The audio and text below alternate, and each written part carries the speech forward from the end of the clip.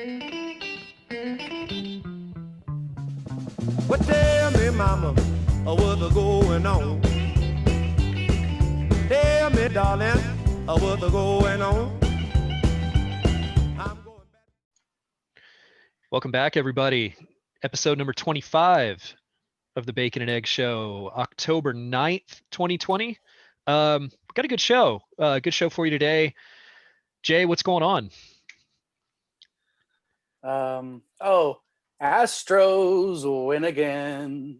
Oh, it was so nice to see him pull through like that. We'll have the bats just keep mashing, and there's a lot of people upset that Houston is finding a way to win, and I love it. I embrace the full-on heel aspect of this as an Astro fan, and especially winning is all that matters anyway. So I know we're going to get into that, but man, was happy to see the Astros go ahead and pull that out last night, and we got a big game coming up this weekend, Kerry, in the trajectory of a Longhorn football program. So yeah, let's dive on into everything, man. Yeah, let's start there with the Astros. I know you said there's a lot of people upset about what the Astros have done and where they're at now, but I have to say, the gentleman's sweep is the most polite thing that the Astros could have done to the Oakland A's. I mean, if they just would have got,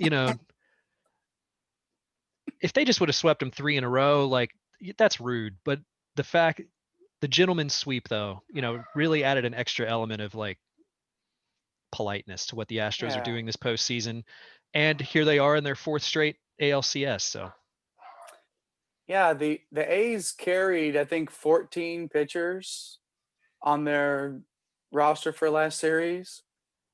They used 13 of them, Kerry. Do you might have any idea who the 14th pitcher was on that roster that didn't see action against the Astros? Yeah, I mean, God, this is my favorite part of this entire thing was just that we never got to see Mike Fiers, the tattletale himself of the, cheating scandal. And I know coming from like a neutral standpoint, people are like, okay, well, he just because he was the whistleblower on this whole thing, okay, like don't criticize him that much. But like, come on, like the guy is a total like the way that he sure didn't have a problem being on being an Astro and winning a World Series ring in 2017. Like I don't. This is I mean, we've talked about this before, months ago when this whole thing kind of kicked off, the whole cheating scandal thing. But like, is this is kind of a broader question, I guess, for what the Astros are doing right now? But like on the Fiers, related to the Fiers thing, with the Astros winning this year, like let's say, I know they still have an ALCS to play and potentially a World Series beyond that. Hypothetically, though, with the Astros winning a World Series this year, make the bad blood directed towards them worse, or would it alleviate some of that criticism? Does it? No, I get where you're going with this. I think for me, it's like a lot of the comments that you see on Twitter or anywhere that people are talking about the Astros is even as they're winning, it's like, well, you'll always be cheaters, you'll always be this. I think a lot of that sentiment will stick around no matter what. For me, I know as a fan of the team, it definitely helps in terms of in the grand scheme of things when you're like, okay, like as Astros fans, we have to acknowledge that they were doing things that they were not supposed to be doing during that of course 2017 season. And I think we've done that on this show. I think we have. We've addressed that on this show. That no matter how we talk about this, we acknowledge that there were things going on that season that shouldn't have been going on. For me as an Astros fan, this would bring it full circle. It would sort of, okay, we did it. The team did it without this or without that in a season where everything was so unpredictable and so much could have gone wrong. It would make me as an Astros fan feel sort of, okay, I feel like now that you should be able to move past that. But Kerry, I don't think that many people will. I think that sentiment will stick around with this club, and that's fine. Again, if you're going to be the heel, then be the heel, embrace it. Correa after he just hit that absolute bomb and lets out the primal scream, does a bat flip. I mean, this guy is like, he is, all of his energy is into this, and that's a guy that when he's on top of his game, there's not many that are better. But it's just embrace that, don't hide your emotions. You, play with the fire that they played with in 2017 on the way to winning that championship when they had so much to play for the city of Houston in general. But like they're playing with that emotion again. They're playing with that fire. And we talked about this before the playoffs started. Nobody wanted to play this team in the playoffs in a short Well, series. apparently like this. Oakland did. Apparently, Yeah, well, they wanted Houston when that was their thing about whether, who did you want to get, Houston or Minnesota coming out of that wild card series, and apparently they wanted Houston, and that's what, like the Dusty Baker quote. They said that they wanted us, but be careful what you wish for. And yep. they got Houston. They got the Astros that we've been seeing over the last half a decade. And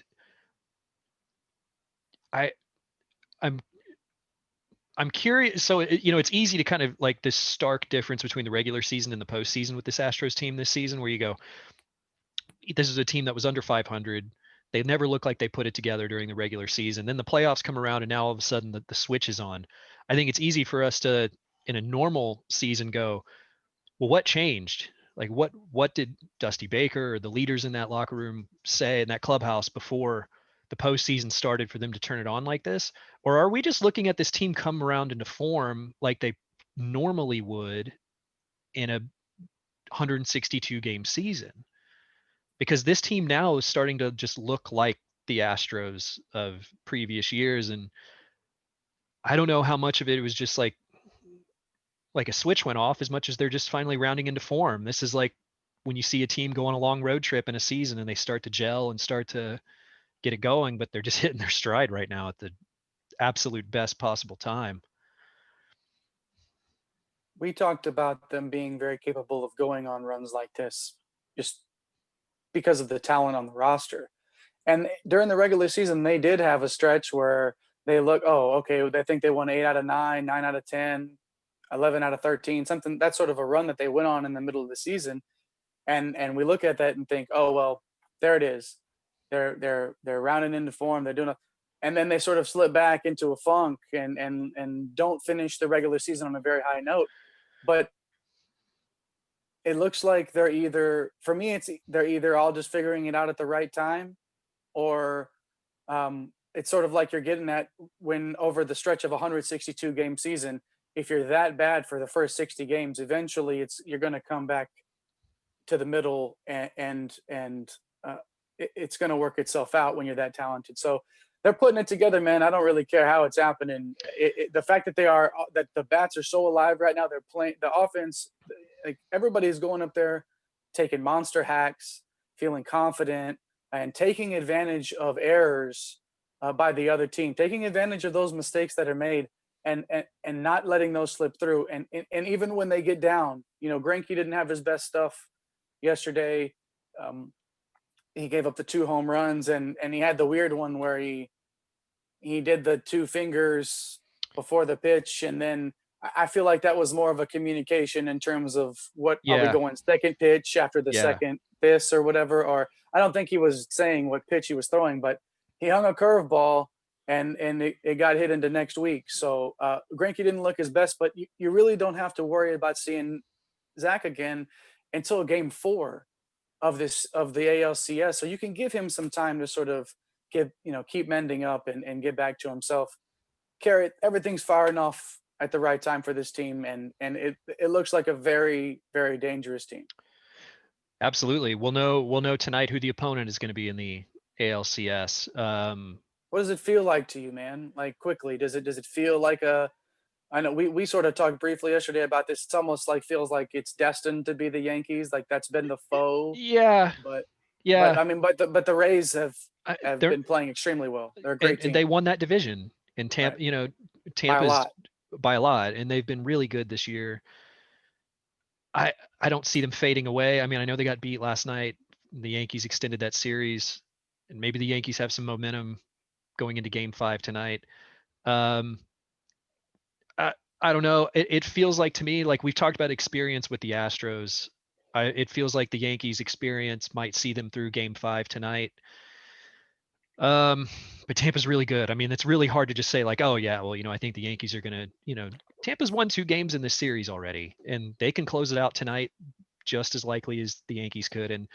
But it does feel, and that's where like it does feel that there's this kind of fate involved in this that, it was, Minnesota, there was nothing, no kind of bad blood there. But of course, of course, it had to be Oakland in the divisional series. Mm-hmm. A lot of bad blood, not just the fire. There was the fires aspect to it, but also, Laureano being suspended. You had the bench clearing, stuff that happened early. The first series in Oakland, them throwing in. There's some bad blood between those divisional rivals there. So of course it had to be Oakland in the first round, and now it just seems like it's setting up like, it's like a video game. It's like, okay, well, you got the first boss. Now you're on to the next boss. And now you have, the Yankees are going to be trying to exercise those demons this will be the third time. If the Yankees win tonight, it'll be the third time in 4 years that they face the Astros in the American League Championship Series. The Astros are 2-0 against them in those series. And, I know the Yankees have their own cheating scandal, which, MLB hasn't released that report. I don't see that happening, but they had Carlos Beltran on staff there. They've been implicated in their own cheating scandals over the last few years, but you probably won't hear about that a lot during the broadcast. But still, they feel aggrieved by the Astros scandal, feel like they, were hard done by everything, but it just feels like that's the way that this is going to go. And if the Yankees win that series, if they advance and they beat the Astros in the ALCS, then, oh, well, see, it kind of justifies their crowing about it to them, I think. But, Yeah. Sorry, we got a dog barking back You got there. your But co-host back there? Is that your producer? What's going on? yeah, over there? Mikey's out there in the living room saying that Tampa hasn't lost this series yet. So to stop He's talking letting about us know. yeah. Hey man, it's Garrett Cole versus Ian Snell tonight. That's ace versus ace, and so that's Actually, no, I saw. or is it? I heard they're going Glasnow tonight. Oh, it's Glasnow. Yeah, on short Okay, rest. I think he threw on Tuesday, and so I think he threw like 84 pitches or something on Tuesday. So he's great. going on some short rest. But I maybe I was reading something else last night, and then they decided to go with Glasnow on short rest. Yeah. Either way, Glasnow is one of the premier strikeout pitchers of the league in the last couple of years, and we know how good Garrett Cole is for the Yankees. How good he was for Houston anyway. We know the type of pitcher he is. So that's a premier matchup, even if it's not. I mean, that's quality on quality there, and somehow it'll probably end up being like 11-10 or something. But I mean, that's the potential clincher there in that series is tonight, and then we also have the NBA Finals Game 5 tonight, where the Lakers are looking to close that series out as well. Yeah, they're up 3-1 in that series. They get it done tonight. I don't. It's right there for them. I don't see a scenario where they let their guard down. They're that close. They've been in this bubble for so long. It reminds me there towards like the end of the Stanley Cup Finals where the teams are just like, let's get this over. Like we're so close to being done with this. Just get it over. And I don't think the Lakers are in any kind of mood to extend this series any longer than it needs to be. Miami's put up a good fight. The fact that they're even at this stage, what Jimmy Butler's done, like, is really impressive. But yeah, Lakers finish this thing out. Yeah, Eric, and the coaching job that Eric Spoelstra's done. If there were any doubts about him as a coach, I mean, if you follow the NBA, he's in that upper tier of coaches, but he still sort of carried that rap, where he did. Okay, yeah. What have you done without LeBron? What have you? Right. The guy is a fantastic coach, and he's shown it again this year to get that team there. The Heat really had no business being in the finals this year, but again, Jimmy Butler, like you said, Tyler Hero. There's some guys that have stepped up along the way for that team, but man, the Lakers are wearing the Kobe Black Mamba jerseys tonight. That there's a reason, there's a point in that. Everything LeBron is doing, this is all a part of this plan. And I agree. They're going to come out tonight. Anthony Davis will probably be on Butler again for a while to sort of help keep him cool. And I think the Lakers come out and make a point tonight and close it out. Yeah, exactly. It'll, you know, a championship for the underdog. You know, I know it's been a tough go for fans of the Lakers all these decades, and finally they're looking at their chance to really, really cement themselves as one of the premier franchises in the NBA. So, big night for Laker fans out there, and I Damn think it. they get it done. I think they Hey, get it done. one more NBA note quickly. The super team sort of thing that's taken over the NBA, with obviously Anthony Davis and LeBron being on the same team is unfair. They're at any time the best player in the world on the court, but like Giannis is his contract expires after next season. He's probably not going to re-sign with Milwaukee. So I feel like that's something to watch this offseason is Yeah, where Giannis Antetokounmpo ends up, and because that's going to be the next challenger. Does he end up in Miami? Does he stay in the East and end up in Miami? That's one of those scenarios to where if he's looking, he goes, I want to play with Jimmy Butler. What can you guys? I've done all this for you now, and which he has. He put the Bucks on the map yeah, again. But let's say it works out and he goes to Miami and teams up with Jimmy Butler. Like that to me is a scenario that I could see with another one of these sort of super teams forming. But it's going to be interesting to watch who's going to chat because the Lakers they're still going to be the Lakers next year. I yeah. know LeBron will be a year older, but what has he shown? I mean, what has shown in his game that when he's healthy, he's still not the best damn player in the world. Yeah, and he's shown that as he's aged, he's changed his game to suit his skill set as he ages, and that's like what has he shown that's going to show that he's not still a premier player? On the Giannis thing, just real quick, you mentioned Miami. What are a couple other teams that you think could maybe be in that conversation? Maybe just think about maybe two more teams. So you mentioned Miami, which could I like that idea. What are maybe two more teams that you think that could be trying to make that deal happen? I don't know about. I'm not sure. When I immediately try to think of teams that are right there on the cusp, right? Like if you're going to make that sort of a deal, and I think Giannis will get traded to a team where they're right there. They have some pieces, but they need the next big thing. A team like Dallas stands out to me. I mean that would have to be some. Porzingis would probably have to go in that trade just for salary purposes. But you like a Luka and Giannis tandem. That's going to be really hard to I mean, deal with for a number of years, and those are two young guys too. yeah, Mark Cuban is always willing to make a splash, and I know that he loves that core that they have right now. I think if he got a phone call from Milwaukee, um, I don't think Cuban would think very long about that. I think that would be a move that he would make. I just don't know how interested he would be in that. I mean, or if that would even be a thing. Maybe Giannis doesn't want to play. Maybe he wants to play on a coast. Maybe he wants to, and I think Milwaukee's going to do everything they can to sort of make those things happen. So I don't know, man. I mean, you look at a team like who's one of those teams, another team in the East that You think is sort of Brooklyn's just, got a shot?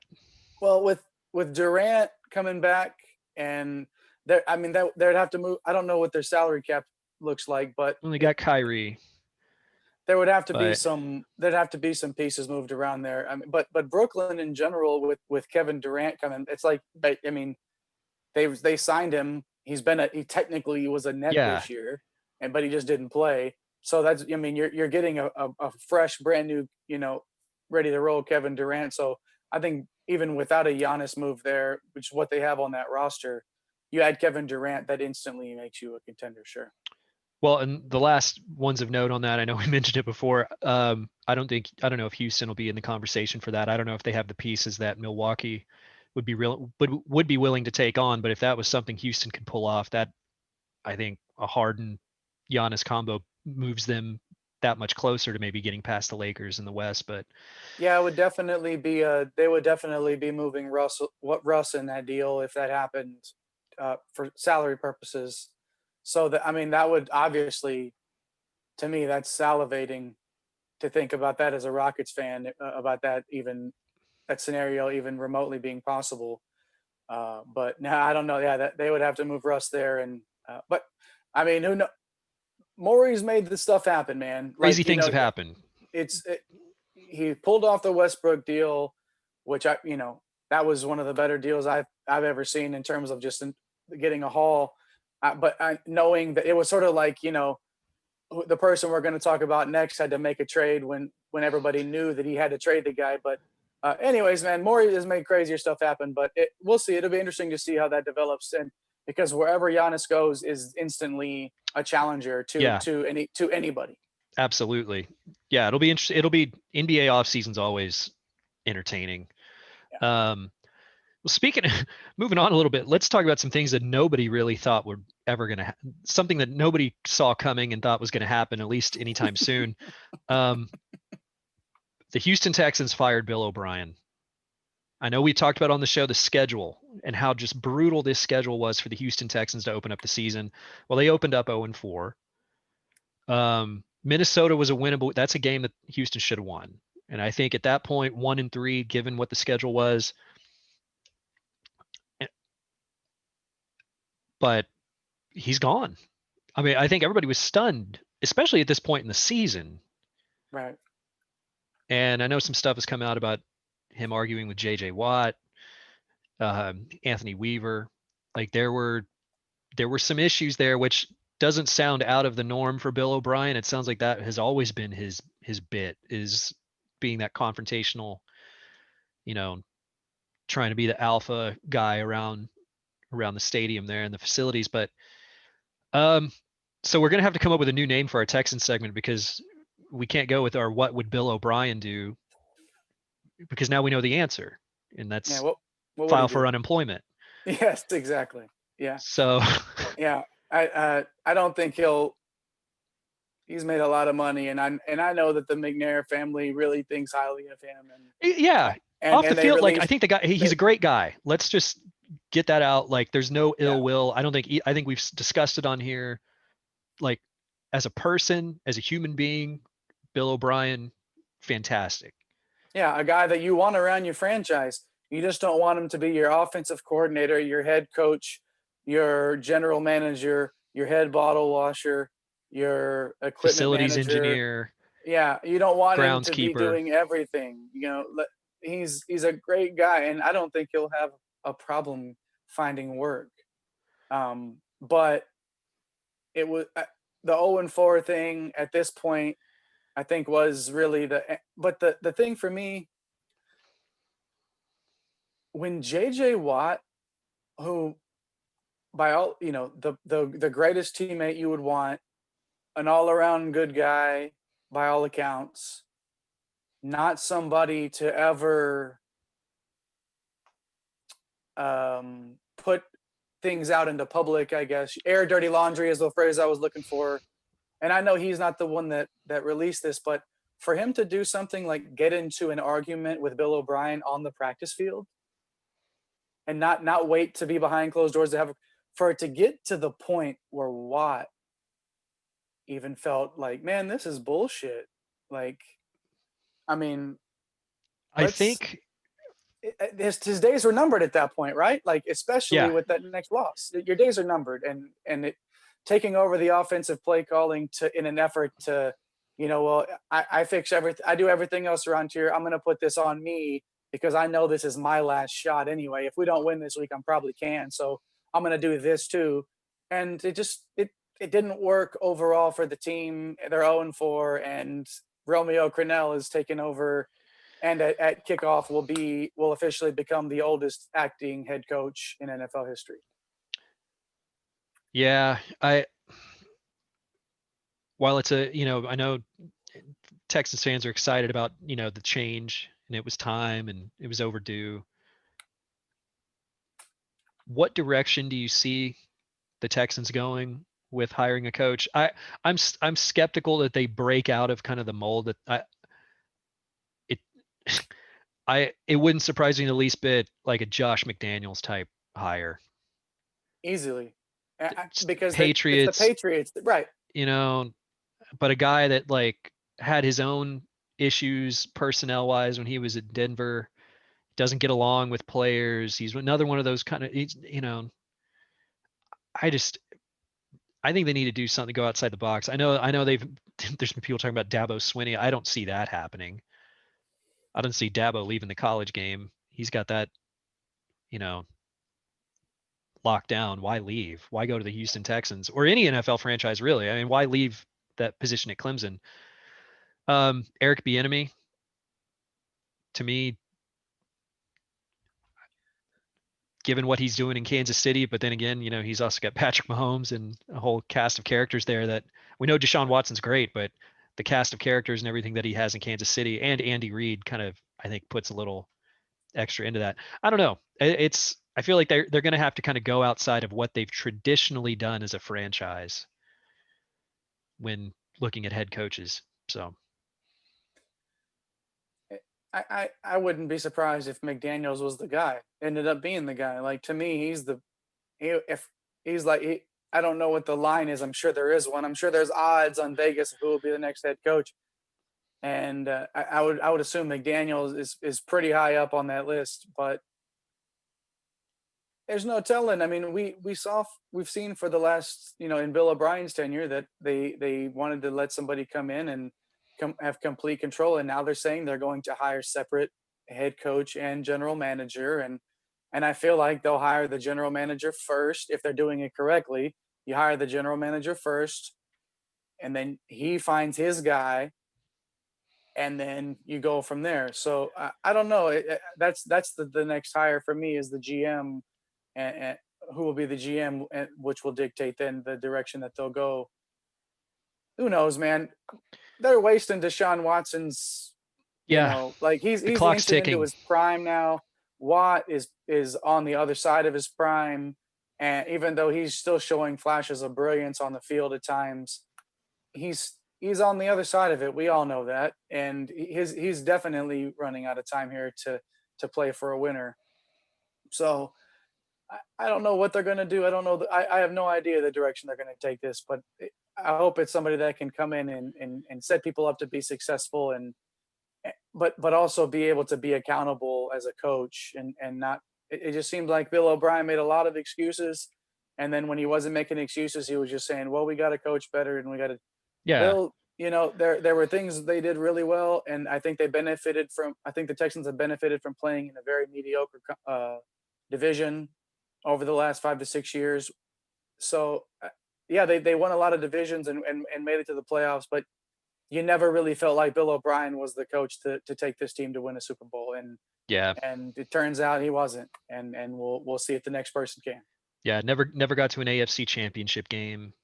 You know, any of those things where, you know, even a team like the Jacksonville Jaguars a few years ago got to the AFC title game with Blake Bortles. I mean, so yeah, exactly. Like they kind of would find their way into the playoff, but you never felt like that was the, you know, that there were bigger things to come. But Yeah, it was like the Bengals, man. It's like the Bengals when the Bengals, when Marvin Lewis was there, and they were making the playoffs every year, they were never a and threat. they were never a threat, ever a threat, and they would always lose in the first round. And some of those, it was to the Texans. The Texans benefited from playing the Bengals in the first round, you know. But you never felt like Cincinnati was a threat, and the Texans were the same. Yeah, that's a team like, oh, it's the Texans. Yeah, let's.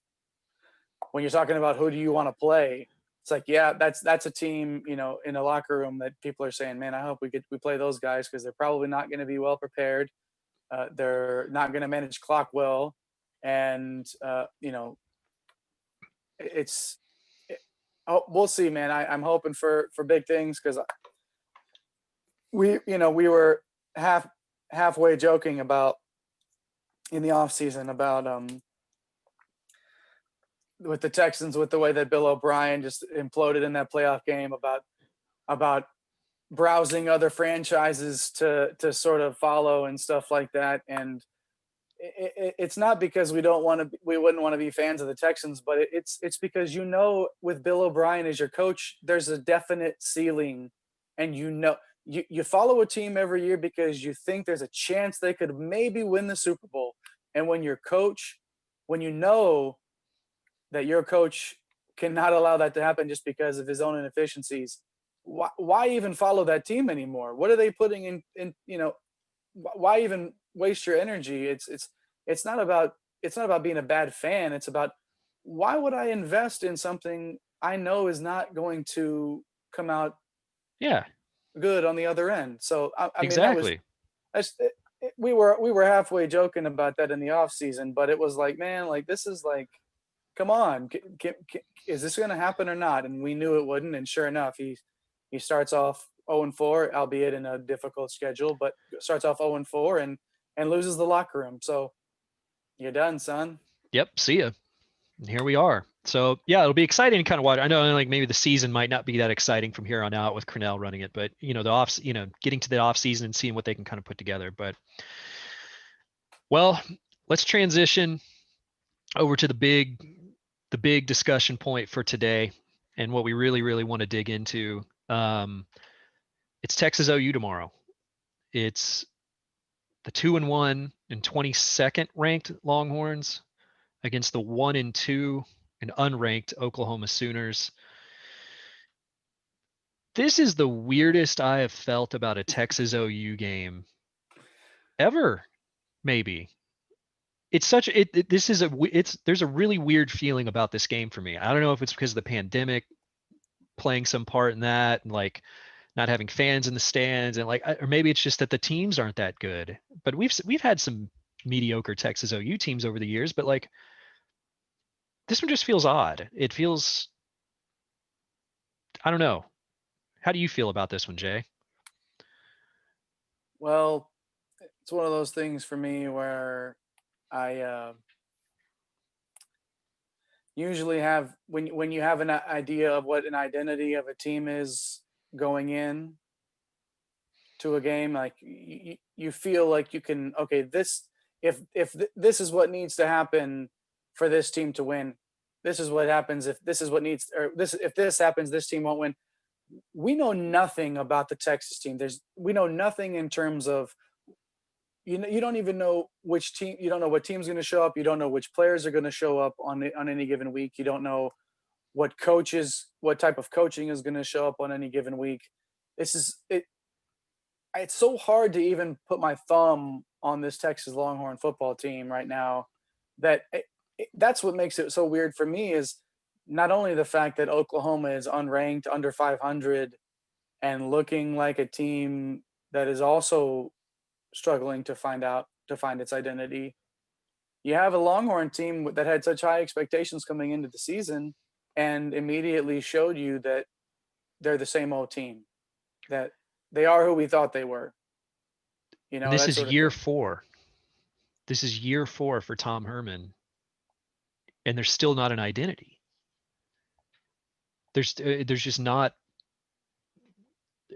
a coherent philosophy. They don't lean on toughness. They don't lean on, whatever kind of like things that a football team that you see around the country, like that you can identify on, and that's where, and we'll get a little bit more into this and kind of, the prediction side and how we see this thing playing out. But that's where I know they're on a 2-game losing streak, and they're staring down losing their 3rd in a row for the first time. And I don't know.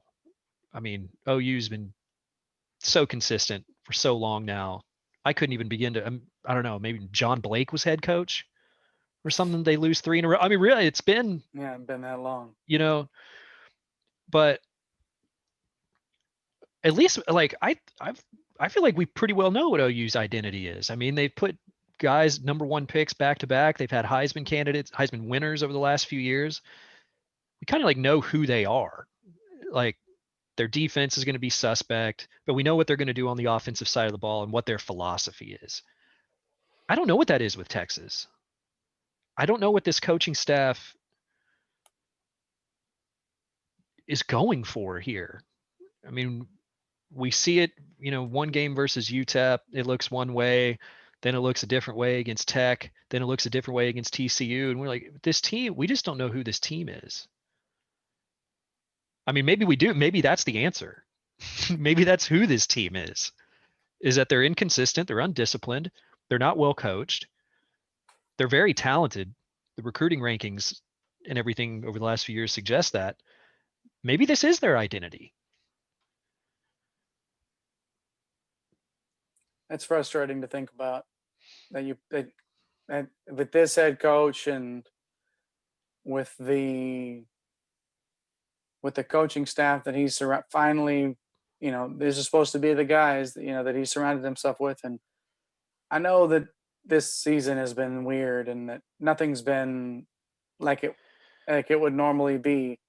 The problem that I have with using that as an excuse is there are a lot of teams that are playing really good football right now, that know who they are, that don't make mistakes, don't give away games. So for me, I don't want to use it as an excuse other than just to say, like, maybe Texas is at a disadvantage because they have all new programs to do, but it's just there's this culture around here that still hasn't changed. We talked about the culture changing when Charlie Strong was hired, and we thought we were going to see this culture shock. And as soon as he moved in, he started kicking guys off the team, and like, oh man, okay, like this Here we is go. all He's right. Here we cleaning go. house. Yeah. Chuck effing Strong. Let's do this, right? And then we find out that really nothing about the culture inside the locker room at the University of Texas had changed. He wasn't the right guy for this job. So in comes Tom Herman, who says all the right things, who, or at least he tries to say all the right things. He's had a few slips here and there, like calling it OU Texas, or, giving the double bird to the camera and Longhorn Network, or headbutting players when he didn't have a helmet on and they did, and whatever. But the point is like, you think Herman's going to be the guy because of what he brings after his success at his previous stops, and nothing has changed in terms of this culture in the last 4 years. You can put lipstick on a pig, but it's still a pig. That's what this program is right now. Tom Herman has been a new application, a new coat of lipstick. Yeah. And nothing about this pig has changed. Nothing. Yeah. And on that point, Sam Ellinger's quote this week, I don't have it right here in front of me, but basically, I felt maybe I read too much into it, listening to him answer this question, because I heard him answer the question on the radio. I didn't read the actual thing, but just listening to him talk, he seemed to be, what he said was kind of an indictment to me of the coaching staff. It was kind of a veiled criticism of the coaching staff in terms of he went on to say, like, we're just not disciplined. We're just not, discipline is something. He said something along the lines of, like, discipline is something like that you show up to to practice with, you show up to the facility with every single day. It's not just when you go out on the field on game day. You don't just make discipline appear. But also talking about how him trying to stand up and be a leader, and how guys on the team might not like him, or they might not like him getting on them as a leader. And to me, that says there's guys in that locker room that are looking at a senior like Sam Ellinger, that, the preseason Heisman talk, all these things, a guy that, like, and they're disregarding what he's saying as a leader. Like, there are actually players in that locker room that are taking issue with him trying to push these guys along so they can win some games. Could you in your imagination think of a scenario where Vince Young gets up in front of the locker room and is yelling at guys when they're down against Oklahoma State, any of those things, and trying to push players along, and players pushing back against that, and, like, getting upset by it and taking offense to it? No, man. So to me, that says, like, it's not that Sam's like the wrong kind of leader and that's what's causing it. To me, it's about that culture. There's something about the way that the coaching staff handles these guys, handles this group that enables that type of response when your senior leader, your quarterback, you've lost to TCU, you damn near lost to Tech, is getting up and saying, "What the hell are we doing? We need to tighten it up." And there are players in that locker room taking offense to that. To me, that is just that. To me, that is such an indictment on the coaching staff. And we've talked about it, like, and we've had Mike on. We talked about the BJ Foster thing. We talked about Anthony Cook, Kenyatta Watson going into the portal now. There's some, I don't know. It just has that feeling. There's some deep lying issues in that locker room with how Tom Herman is handling these players. And I'm not encouraged by what we're seeing. And this thing I know we've talked about this before off the show. This thing can spiral out of control pretty quickly if it's not already. And Texas OU is the kind of game that can either get you on a path maybe to fixing these things, or it could really put this thing into warp speed. Or it can make you feel like you're achieving something like this, like the Charlie Strong game where you see him and he's got the hat on and they're picking them up and they're doing all that stuff. And it's like, this game can mean so much, or it can mean nothing in the grand scheme of things. And that's, to me, is what makes this matchup so great, is that, no matter what the year, you throw out the records, and that's the cliche thing to say about it, the rivalry game. But you throw out the records, the rankings, it doesn't matter. These guys still don't, there's still tension there. Some of these guys in Oklahoma maybe wanted to play for Texas. A lot of them are from Texas. So then that's the way that it's been for a while. But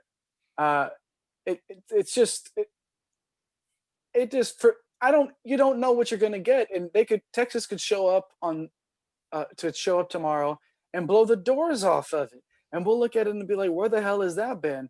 And then the following week, go out there and lay an egg, and you'd be like, oh, there it is. That's the team we know. So I'm looking forward to what I think will actually be a decent game. I think that there's going to be some points scored, and I don't know, man. How are you feeling about? Well, I mean, do you want to get into that yet, or do we want to do predictions yet, or do we want to talk a little bit about some? I wanted to get into maybe a couple of players here and there, and some things to look at for this game. I'll say in a general sense, the two defenses in this game, I don't even know if they're really worthy of us discussing them. I mean, I think they're going to break the scoreboard in the Cotton Bowl on Saturday. And maybe I'm wrong. Watch, this is going to be like a 17-14 kind of game or something. But like, I really doubt that. But this reminds me, like, I think the over-under for the Tech game a few weeks ago was like 75. And when that over-under came out, I'm like just laughing at it, like going like, does Vegas not know like that this is Texas versus Tech? And what was the final score? Like 63-56 or something? It's like, yeah, I think they hit the over-under there. By a bit. Yep, a little bit. And I see this being a similar kind of scoring game.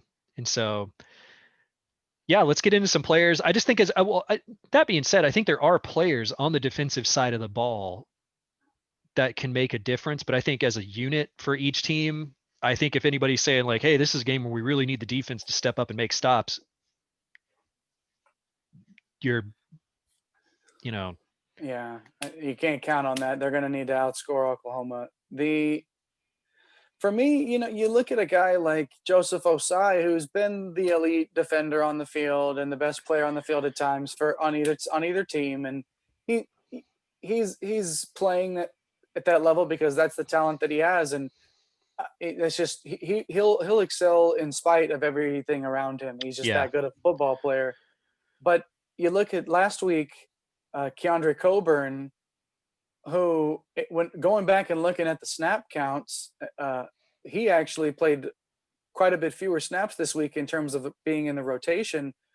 But he was somebody that stood out to me as being one of the best people on the field at times. So that's one of those things where if you're using those guys in the right way, the defensive line is not a problem. Those guys that are No. rotating in and out of there, the defensive tackles, the guys that are lining up in the inside, those guys are not an issue, which makes it even more frustrating that the linebackers are such a problem when the defensive line is actually doing their part in sort of holding guys up and allowing those linebackers to stay free. These linebackers, Kerry, and Overshown he's hair on fire and makes these great plays, and then he'll go blow something up but miss the tackle completely, and it still goes for 20 yards. It's Yeah. like he's right there on the cusp of being really special as a player, and he just finds himself in these situations and can't close the deal all the time. But he's somebody that I like to watch him play because he is just, the effort is nonstop. The motor is there, and he plays a lot of snaps. So there's a reason why he's on the field as much as he is. It's because he gives that effort. He's going to make mistakes with that effort sometimes, but he's always giving that effort. And I'm really anxious to see if he can turn the corner a little bit in Yeah. terms of polishing up some of those skills. Yeah, I think what you hit on is precisely what worries me about the Texas defense in this game. That like the defensive line has been so great, but OU is going to have a quick mid-range passing game that's going to neutralize that pressure. You just hope that Osai can get off the edge, force a turnover. I'll get into that. Kind of my thought on how the game as a whole shakes out, but like the linebackers are such a minus for this defensive unit, and the secondary hasn't played up to their ability. OU is going to exploit that, and Lincoln Riley knows where to attack, and that's where there's going to be a lot of short to mid-range passes right across the middle, getting guys like, when you have walk-on linebackers that are going to be trying to cover these small OU receivers, that's a problem. That's a matchup nightmare, and I think OU is going to just go right at that. This is probably, is this outside of, what was it, Missouri State that they played in their opener? This is going to be the worst linebacking unit that they faced. OU faced Kansas State. They lost that game. Kansas State made big plays, restricting those short to mid-range passes to not let Rattler get comfortable, get a rhythm. Iowa State, same kind of thing. That's a good, disciplined defense. Texas, to me, is behind both of those teams, at least in terms of, schematics and Performance on the field with the eye test. Yeah. I know, they're much more talented than the players for Iowa State and K-State. And K-State was missing 7 players for COVID in that game that they beat Oklahoma. But so that's what worries me for the defensive side. I think, and I'll get into, I don't know. I want to say I think Osai could be the guy that Texas is going to need a big moment defensively in this game. And whether that's a big sack, force a 4th down, force a turnover, strip sack, something like that. Because otherwise, I don't really see them stopping Oklahoma. I don't see them, this is going to be a game where they're just trading scores, and it's going to come down to turnovers and some kind of, not a fluke play, but forcing something to turn the tide a little bit. Kick return, force a fumble, interception, something like that. And that's where I think Osai's got to come up big.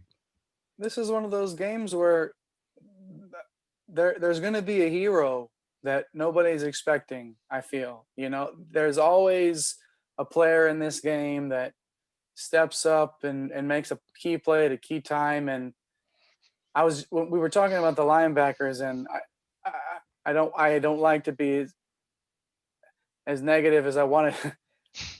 Jet Bush is a liability on the field, and he's a guy that's taken over. He's going to get more snaps in the rotation because he's outperforming the person that was in front of him on the depth chart.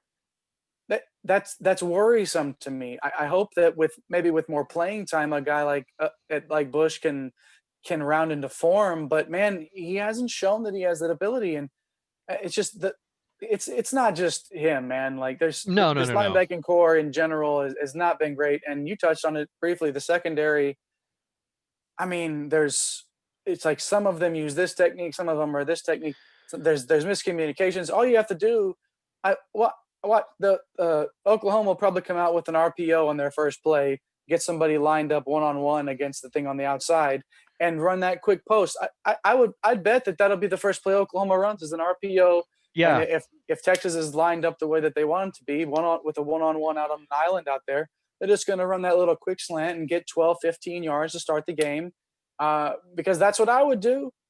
I mean, it's there. It's proven that you can beat Texas that way. You can start off your drives effectively that way against Texas. And Lincoln Riley sees that. Lincoln Riley has plenty of schemes and plenty of plays to roll through that can use to exploit those things. But for me, just it's simple to see how to beat Texas, or how to score against Texas anyway. And it's put defensive backs one-on-one, and then like you said, run those quick underneath routes in that short to intermediate range over the middle. And it's easy. It's cake every time. And as long as Osai is not getting pressure, or one of those defensive tackles isn't disrupting something, you're going to have the time to pick out the receiver that you want. So we'll see what happens with this core in the middle of the field.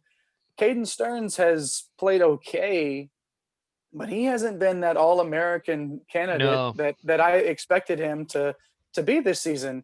And they need him to really step up and be more consistent with his play, and because he's still making plays. He's around the ball a lot. He's not giving up too many big ones, but he's a ball hawk. This is a guy that's always seems to be around the ball making those plays. And he has, I know he had the one interception he's shown it at times, but he just don't feel like we've gotten enough out of Caden Stearns this season.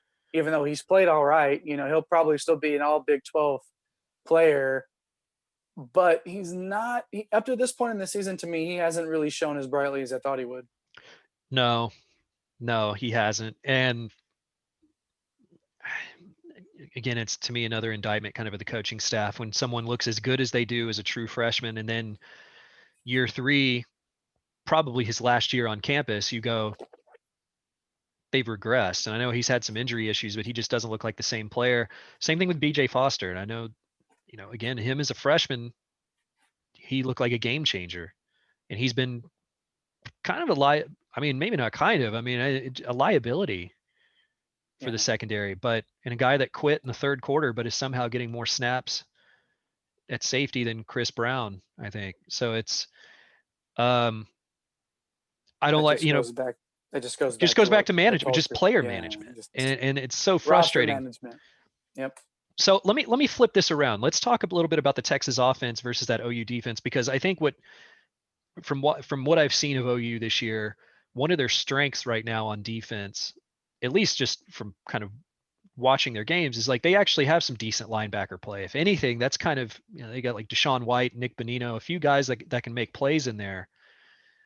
Those two names might ring a bell because those are both players that Texas was in after. Bonino was close to committing, but then Chip Brown released some kind of like hit story on Tom Herman before the early signing day, and he decides to go to Oklahoma. And then Deshaun White was a guy that was waiting on a Texas offer. You know the whole story. We've heard all these kinds of things before. The offer doesn't come, and so he ends up going to OU. But they've actually got some bodies at linebacker that can make plays, which to me says that the kind of the passing that we've seen to the running backs out of the backfield might be a little bit bottled up, because you think those guys are going to cover Keontae Ingram and Rashawn Johnson and those guys, Bijan Robinson coming out of the backfield. Where does the Texas offense find success? Is this a running game type game for Texas, or is this just downfield? Where do you think Texas is going to get its money from on offense tomorrow? If they're going to be successful, it's going to be, I feel, because they established that run early. I've been begging for Tom Herman to establish you have all of these backs that if you decide to run the ball 30 times, they can all run 10 times and be so fresh and rotate them in and out. These guys are interchangeable. They're all so talented. And it's debatable that, we've talked about it on this show. Ingram is probably not the most talented one of the bunch. He's plenty talented, but yeah, he's good enough to get decent snaps and enough carries on the field. But yeah, he's not my first choice to start the game. But either way, these running backs should all be getting touches, and Sam there should be more called runs for Sam. I need to see Bam Bam Sam tomorrow. Like, I need to see that in that game. I need to see more runs designed to get Sam involved early and often. Sure, you can pick things apart, and if there are things early that he sees, with the ability that they've given Sam to make some changes at the line with what he sees. But to me, get Sam involved early and often in the running game. Bring in those other running backs, rotate them through, let them get touches, establish dominance, get to the outside, set a corner, get to the outside, and make them chase you down. The receivers have shown they can block well downfield so far this season. The tight end play for Texas has actually, I think, been a plus, considering what we expected out of it coming in. If Wiley can be a little consistent there with his play, and that's the one. That's actually where I was going to go for my kind of surprise player. That's, like you mentioned, the person, it's nobody that people ever, that people expect that ends up being kind of the hero. I have a feeling Jared Wiley is going to have a big game. That to me, what they were able to do with him in the TCU game to get him going, big third down catches in some big moments there. I think this is where the offense starts going. Let's start using this guy more as a weapon instead of just like a safety valve. I think he can be that. And I think Wiley's going to have a good game. Well, I think somebody's going to need to step up. It might as well be him if they can use him in the ways that they were finding success with him last week. Why not? But to me, the key is going to be the running game and whether or not they can, because I don't want this to be a 5.5 hour game. That's not appealing to me as a fan to watch. I like to watch football, but for this game to be these games to last as long as they do, because these coaches just refuse to run the ball. Especially, it's not like they don't have running backs. It's not that they have to, just pass these. They have so much talent in the backfield. I don't know why you wouldn't run the ball more, run some clock, establish dominance, have some nice long drive, not just long in terms of plays, but long in terms of time. To have a drive that eats up 8.5 minutes off the clock, have 14 plays, 10 of them are runs. Like, that's the sort of drive I want to see out of this team. And if they can find a way to do that, that's the key to success here. Control the clock. Don't even let Oklahoma have a chance to let their offense get going.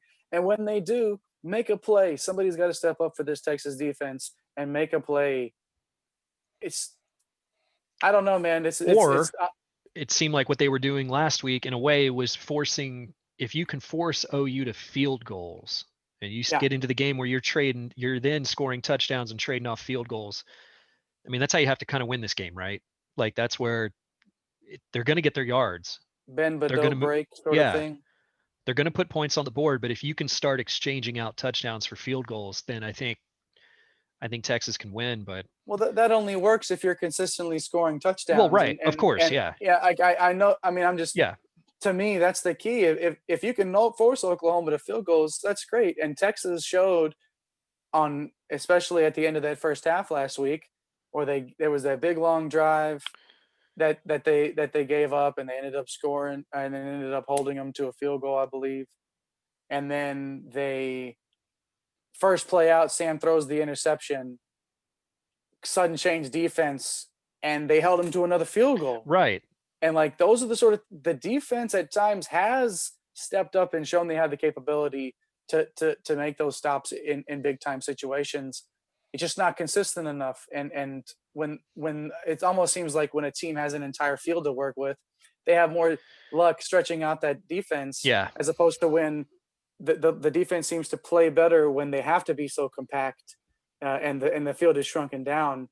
And that to me is the sign of that's a poor defense, is when you have to bank on the fact that, maybe we can hope they're going to get down into the scoring zone every time, but maybe we can tighten up and hold them to field goals. That just speaks to where this defense is right now. Right. But it's what it's going to take to win this game, because you don't want to get into a boat race with Lincoln Riley. Period. No. Like that, you don't want to do it. I don't care if you're Mensa or not. You don't want to do it. I don't care if you're just simply doing your best just to go 1-0 this week. You don't want to go. You don't want to get into a shootout with Lincoln Riley. So they got to find a way to avoid it. Well, let's get into predictions, man. Let's get into predictions. What's the line, man? Is it? I know it opened around 2 or 2.5 in favor of Oklahoma. Are we still there? Let me check that. Last I saw was OU favored by 2.5. Let me just check this real quick. Which is interesting because before anything came out, I initially said that I thought Texas would actually be favored by 2 or 2.5. And yeah, and OU 2.5. Over under is 72.5. Oh, they might have that by half. Yeah. It's still 2.5. I especially like that for the Texas side because I would take, if I'm betting, I'm taking the points in Texas there. I think Texas finds a way to get out of their own way because not only because these players know it, but Tom Herman knows that there's a lot riding on this. And when Tom Herman is needed to step up in the biggest of stages, when you talk about playing in the New Year's Six bowl game, and somehow Tom Herman seems to find a way to put shine on things that really aren't that shiny. And I think this is a day that he finds a way to do that. I'm going to say Texas 42, Oklahoma 38. This one, I've been going back and forth on this all week. To me, the defenses are a wash. I feel like they both have glaring weaknesses. They both have players that can make plays and change the game. But as a whole, both units are just not performing where each program wants them to be. I think they're both bad. So I think the defenses are a wash. I think Texas has the edge in special teams, at least with Dicker. I'm still not. I mean, Buchevsky can be a little iffy sometimes on punts, but I think if you need a big kick, Dicker the kicker's got it covered. So I think I like Texas there. The offense is interesting to me because I like Texas for the experience factor. Senior quarterback versus a freshman quarterback on the other side. But the discipline worries me for Texas. And I think Lincoln Riley and that coaching staff are just, I mean, I don't want to necessarily say better coaches, but I just don't know if they're having the same kind of discipline issues coming into this game that Texas has had. So maybe I give OU the coaching edge here, given that, Lincoln Riley's won a ton of games. He's been incredibly consistent at Oklahoma, but I think it's going to be a shootout. I mean, I think the 2.5 points, I guess when it comes down to it for me, I have an easier time seeing Texas lose a second game in a row than I do this OU program losing 3 in a row. And it's going to be a close game. I think something like a 51-48 Oklahoma, something like that. But again, turnovers, kick return, some kind of special teams magic, something. But I haven't seen Texas put it together minus the UTEP game, kind of put it together this year. And until they do, I'm kind of skeptical that they're going to go in there and look like a put together team. I think that's a very fair assessment. I mean, it's just what team is going to find a way to be more put together tomorrow? Why are they still doing it at 11 o'clock? Like, yeah, this was the one year that you could maybe, let's put this in prime time. But anyways, it's, for me, get everybody in there and lock the doors. I just don't.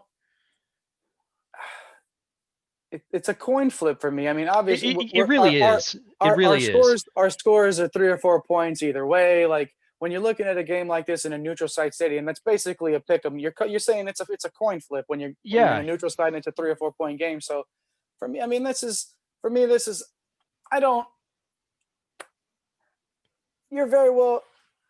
The way that you described it, I would have zero. I would not be surprised at all if that's the way it shook down tomorrow.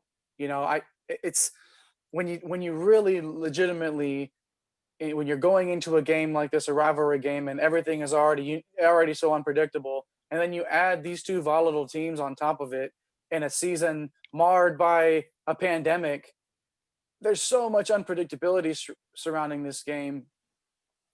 I think it's legitimately going to come down to one big play, one thing that we're going to be Yeah. able to point at. And these games A sometimes, pick six, a scoop and yeah, score, yeah, a that punt either return shifts the for a momentum. touchdown. There's going to Yeah, be something that changes it. and there's been evidence of that in this game in years past. It happened. You see that a lot in rivalry games, but I think truly this week, this with this season, these two teams, everything else, all the variables that are going into it, we may see something tomorrow that is such a head scratcher.